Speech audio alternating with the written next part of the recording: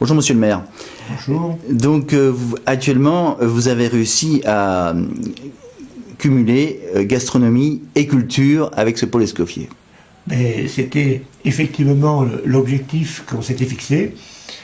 Et on a eu la chance de pouvoir mener ce projet en parfaite collaboration avec l'agglomération Sophia Antipolis, à laquelle bien entendu Villeneuve-Loubet appartient, et en y mettant d'une part une salle de spectacle, d'autre part une médiathèque, eh bien on a fédéré et consolider un petit peu ces deux activités, ces deux objectifs culturels autour du thème Escoffier et du grand Escoffier, bien sûr cuisinier, hein, mais au travers de la cuisine, ça a été aussi un écrivain et l'ami des artistes, et on voit bien que médiathèque, spectacle et cuisine étaient tout à fait adaptés dans ces lieux.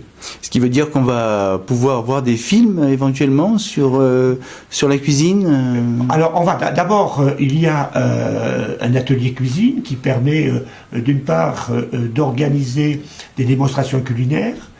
Et donc le chef a tout l'équipement nécessaire pour faire des démonstrations devant un public qui peut aller jusqu'à une centaine de personnes. Et le même atelier cuisine permet également d'organiser des cours de cuisine. Des cours de cuisine à des amateurs, à des professionnels. On peut aller jusqu'à 12 personnes, puisque 6 postes de travail sont disponibles, et un poste, bien sûr, pour le cuisinier en charge de la formation.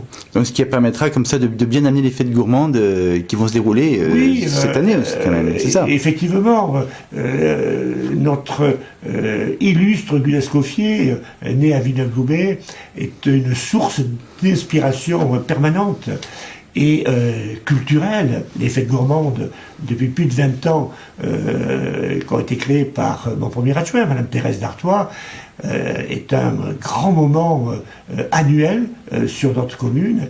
Et bien entendu, cela s'inscrit également dans toute cette approche que nous avons voulu de culture partagée avec un public que l'on souhaite le plus large possible.